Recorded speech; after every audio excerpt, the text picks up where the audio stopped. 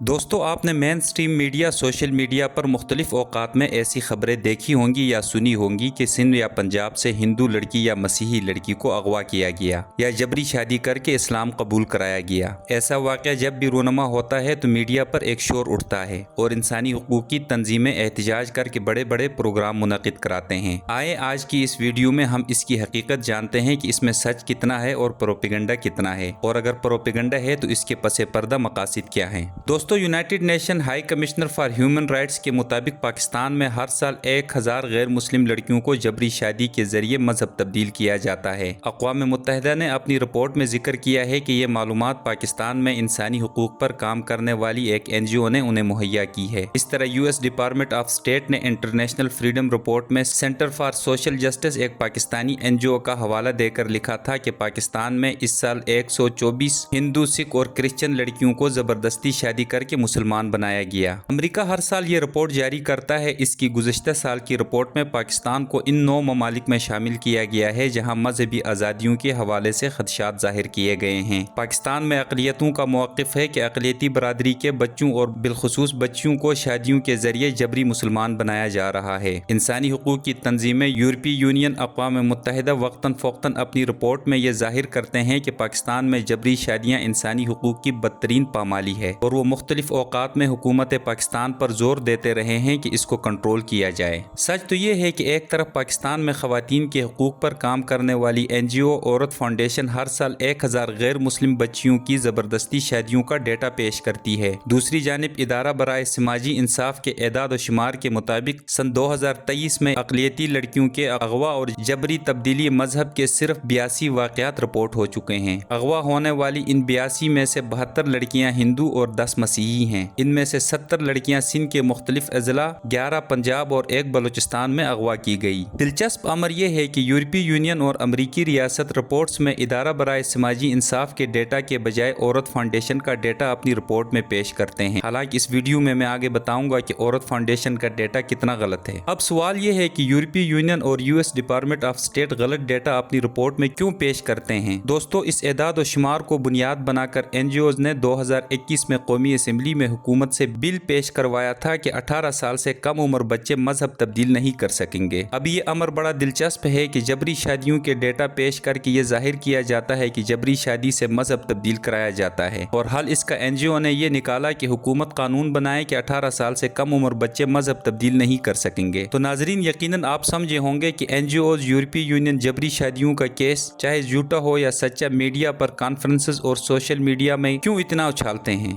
ان جبری شادیوں کے ہمدردانہ نعروں میں ان کا مطالبہ کیا تھا؟ قانون سازی کے لیے۔ خیر، جب اس بل کو اسلامی نظریاتی کونسل میں پیش کیا گیا تو ان نے عورت فاؤنڈیشن کے اعداد و شمار پر تحقیق کی جو بے بنیاد نکلے، اور یہ بل اسلامی نظریاتی کونسل سے ریجیکٹ ہوا۔ اب آتے ہیں میڈیا اور سوشل میڈیا پر جبری شادیاں اور مذہب تبدیلی کی خبروں میں کتنی صداقت ہے۔ آپ کو یاد ہوگا سن 2019 میں صوبہ سندھ کے علاقہ گھوٹکی سے 2 نو عمر ہندو لڑکیوں کے مبینہ اغوا، قبول اسلام اور پھر شادی کی خبروں کو لے کر میڈیا اور انسانی حقوق کی تنظیمیں اور لبرل کمیونٹی نے ایک ہلچل مچائی تھی۔ بعد میں اس وقت کے وزیر اعظم عمران خان نے ایکشن لیا اور کمیٹی بنائی تھی۔ جب میڈیکل ہوا تو ان لڑکیوں کی عمریں بھی 20 برس نکلی اور دونوں نے عدالت میں شادی پر رضامندی کا اظہار کیا، اور آج بھی دونوں اپنے سسرال میں ایک خوشحال زندگی گزار رہی ہیں۔ اگر ان دونوں لڑکیوں کی میڈیکل رپورٹ میں عمریں 18 سال سے کم ہوتی اور خوشی سے اسلام قبول اور شادی کا اظہار نہ کرتی تو یہ NGOز نام نہاد انسانی حقوق کی تنظیمیں ملک اور مذہبی طبقات کے خلاف یورپ اور امریکہ تک احتجاج کرتے۔ دوستو حقیقت تو یہ ہے کہ ہندوؤں کے لیے اپنی ذات اور مذہب سے باہر شادی کرنا بہت مشکل ہے، خاص طور پر اگر وہ اپنے سے کمتر سماجی اور مذہبی حیثیت رکھنے والے کسی فرد سے شادی کر لیں تو ان کا خاندان اس بات کو کبھی تسلیم نہیں کرتا۔ اندرون سندھ میں اکثر یہ بھی دیکھنے میں آیا ہے کہ شودر ذات لڑکا برہمن ذات کی لڑکی سے شادی کرنا چاہتا ہے، مگر ایسا ہونا ہندو دھرم میں ممکن نہیں، لہٰذا دونوں اپنے مقصد کے حصول کے لیے عدالت میں نکاح کے لیے مسلمان ہوتے ہیں۔ کئی جوڑے ایسے بھی ہیں کہ صرف شادی کے لیے برائے نام مسلمان ہوئے ہیں، اور اسی طرح مسیحیت میں ایک فرقے کے ماننے والوں میں طلاق کے سرے سے کوئی آپشن ہی نہیں۔ اب اس کے ماننے والوں کے ہاں لڑکی کی مرضی کے بغیر زبردستی شادی کر دی جاتی ہے، لیکن وہ اپنے ہی ہم مذہب کسی دوسرے لڑکے سے شادی کرنا چاہتی تھی۔ موقع ملتے ہی جبری بندھن سے چھٹکارا پانے کے لیے اب وہ لڑکا لڑکی عدالت میں اسلام قبول کرتے ہیں۔ اسی طرح مسیحیت میں دوسری شادی کی اجازت نہیں، اور دوسری شادی کے لیے اسلام قبول کرنا پاکستان पाकिस्तान में आम है। याद रहे, सिर्फ शादी के लिए अदालती इस्लाम कबूल करने वाले सिर्फ कागज पर ही मुसलमान होते हैं, अमलन वो अपने ही मजहब के पैरोकार होते हैं। अब NGOs ऐसे केसेस का डेटा उठाकर यूरोपीय यूनियन और अमरीकी इदारों को पेश करते हैं कि ये सब जबरी शादी और जबरी मजहब तब्दीली के केसेस हैं। औरत फाउंडेशन या ऐसी ही दूसरी NGOs जबरी शादियों के तादाद में वो नंबर भी शामिल करते हैं जिसमें 18 साल से कम उम्र बच्चों की शादियां होती हैं। हालांकि कम उम्र की तमाम शादियां जबरदस्ती नहीं होती हैं। ये इदारे उन कम उम्र बच्चों की शादियों को जबरी शादियों में शामिल करके ये नहीं बताते हैं कि यहाँ का मुकामी कल्चर क्या है और ऐसी शादियों के फवाइद क्या हैं, बल्कि ये इस नंबर का जिक्र करके अपनी रिपोर्ट में 7 मजहब तब्दीली के केसेस का जिक्र करते हैं, जिससे पढ़ने वाले को ये जाहिर होता है कि ये तमाम नंबर गैर मुस्लिम लड़कियों के साथ जबरदस्ती शादियों का है। वैसे ही दुनिया में हर साल कम अज कम 12 मिलियन लड़कियों की शादी 18 साल की उम्र तक पहुँचने से पहले कर दी जाती है। पाकिस्तान में 13.3% लड़कियों की शादी उनकी 18वीं सालगिरह से पहले और 3.6% की शादी 15 साल की उम्र से पहले कर दी जाती है। पाकिस्तान में 4.7% लड़कों की शादी 18 साल की उम्र से पहले कर दी जाती है। वाज़ेह रहे कि कम उम्री की शादियां किसी खास मजहब, कल्चर और मुल्क के साथ खास नहीं, बल्कि ये पूरी दुनिया में हमेशा होती रही हैं। UN का इदारा यूनिसेफ की रिपोर्ट के मुताबिक इस वक्त हिंदुस्तान कम उम्री की शादी के मामले में पूरी दुनिया में दूसरे नंबर पर है। पूरी दुनिया में कम उम्री की 20% शादियां सिर्फ हिंदुस्तान में होती हैं। दोस्तों, सच तो ये है कि NGOs ऐसे एदाद और शुमार पेश करके उनकी रोकथाम के नाम पर अरबों रुपए बैरून मुल्क से वसूल करते हैं और यूरोपीय यूनियन और अमरीकी रियासत इन्हीं एदाद और शुमार की बुनियाद बनाकर पाकिस्तान पर जोर देती है कि वो गैर इस्लामी कानून साजी करे। दोस्तों, ये थी जबरी शादियों और मजहब तब्दीली की हकीकत। अगर वीडियो पसंद आई है तो आगे शेयर करें और ऐसी ही मालूमाती और तारीखी वीडियोज़ को देखने के लिए चैनल को सब्सक्राइब करें।